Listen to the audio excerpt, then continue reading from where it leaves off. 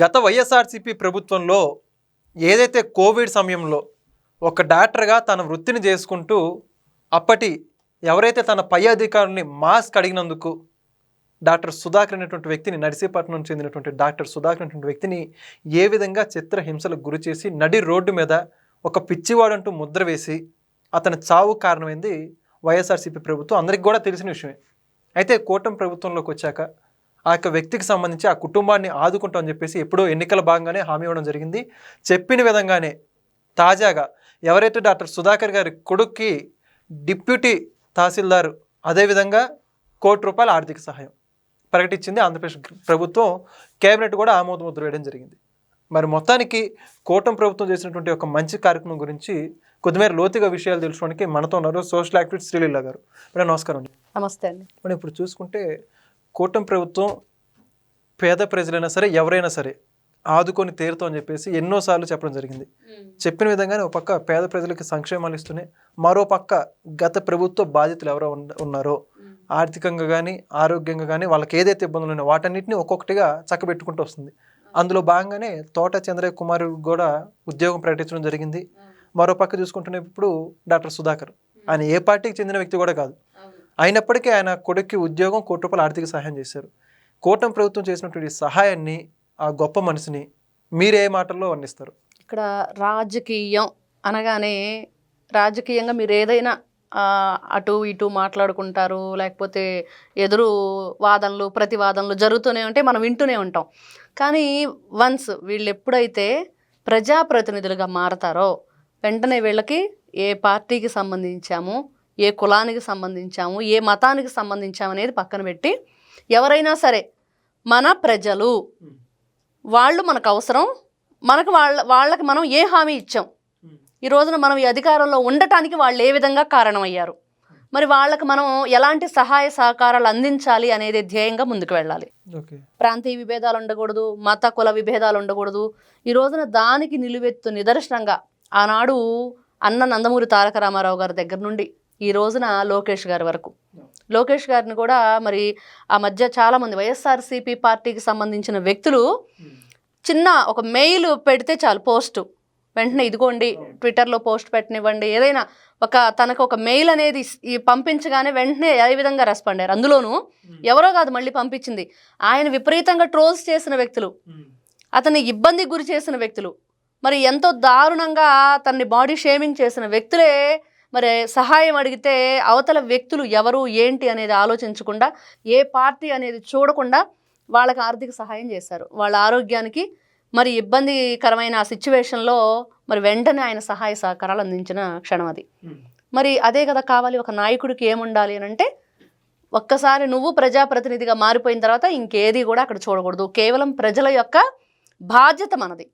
అదేవిధంగా ఈ రోజున డాక్టర్ సుధాకర్, ఆ రోజున అందరి మనసులు కూడా చాలా ఇబ్బంది గురైన సిచ్యువేషన్. ఈ రోజుకి కూడా ఆ వీడియో చూస్తుంటే ప్రతి ఒక్కరికి చాలా ఏమని చెప్తారు, మనకి కడుపులో మండిపోతుంది అది చూస్తుంటే, చాలా కోపం వస్తుంది అంటాం కదండి. అదే ఇప్పటికి కూడా ఈ రోజుకి కూడా ప్రతి ఒక్కరికి ఆ వ్యక్తి ఆ రోజున ఒకటే అడిగారు, ఒక డాక్టర్ ఏ విధంగా రెస్పాండ్ అవుతారు ఏదైనా అక్కడున్న క్రిటికల్ కండిషన్కి, బాబోయ్ ఇంకే ఉంది కరోనా, మనిషి తాకూడదు, ఒకరి శ్వాస ఒకరికి తగలకూడదు, లేకపోతే మన చేతుల్నే మనం కళ్ళకి ముక్కుకి నోటికి తాకితే ఏమైద్ది అంటే ఆ రోజున చూసాం ఎంతమంది కుప్పలు తెప్పలుగా చనిపోయిన పరిస్థితి, శవాల గుట్టలు, ఎటు చూసినా కూడా చాలా గందరగోళమైన పరిస్థితి. ఎవరికి కూడా ఏం జరిగిద్ది ఏ క్షణాన, ఎవరికి ఏ విధంగా ఆ వ్యాధి వ్యాపించిద్దో కూడా తెలియని పరిస్థితి. మరి అలాంటి టైంలో ఒక డాక్టర్గా ఆయన చాలా ఇబ్బంది గురయ్యి ప్రజల ప్రాణాలు పోతూ ఉంటే మాస్కులు లేకుండా మేము ఏ విధంగా వైద్యం చేయాలి అని అడిగారు. ఈ రోజున ప్రభుత్వం మనకు సరిగ్గా కనీసం మాస్కులు కూడా అందించలేకపోతుంది అని అన్నారు. వెంటనే ఇంకేముంది, ప్రభుత్వం గురించి మాట్లాడాడు. చెడ్డ పేరు వచ్చేస్తుంది జగన్మోహన్ రెడ్డికి, కొత్తగా వచ్చేదే ఉంది, నీకు ఆల్రెడీ చెడ్డ పేరే ఉంది, మా కర్మగాలి నువ్వు ఆ రోజున ముఖ్యమంత్రి అయ్యావు, అందరికీ తెలిసిన విషయం అది. మరి ఆ వ్యక్తి ఆ రోజున మరి ఆ పోలీసుల వ్యవస్థ ఆ రోజున ఎవరున్నారో తెలియదు కానీ ఎంత కర్కశంగా అర్ధనగ్నంగా ఆ చొక్కా లేకుండా గుండు కొట్టించి ఆ పెడరెక్కలు వెనక్కి విరిచి నడి రోడ్డు మీద, వీధి కుక్కలను కూడా అలా చేయరు కదండి, అంత ఘోరంగా బిహేవ్ చేశారు వాళ్ళు. ఆ కనీసం పోలీస్ వ్యాన్ కూడా లేదు, ఒక ఆటోలో ఆయన్ని దాంట్లో వేసుకుని వెళ్ళిపోతున్నారు.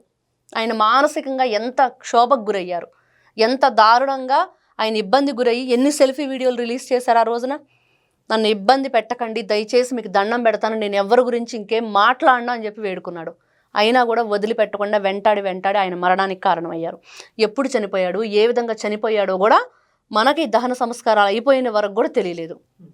అంత దారుణంగా చేస్తే ఈ రోజున కూటమి ప్రభుత్వం అప్పుడు విపక్షంగా ఉన్నప్పుడు నారా చంద్రబాబు నాయుడు గారు చాలా తీవ్రంగా దాన్ని ఖండిస్తూ అప్పుడు జరిగిన దాన్ని ఎప్పుడైనా ఖచ్చితంగా రేపు ప్రజాప్రభుత్వం వస్తుంది, మీకు మేము సహాయ సహకారాలు అందిస్తాం, అండగా నిలబడతాం కుటుంబానికి అని చెప్పారు.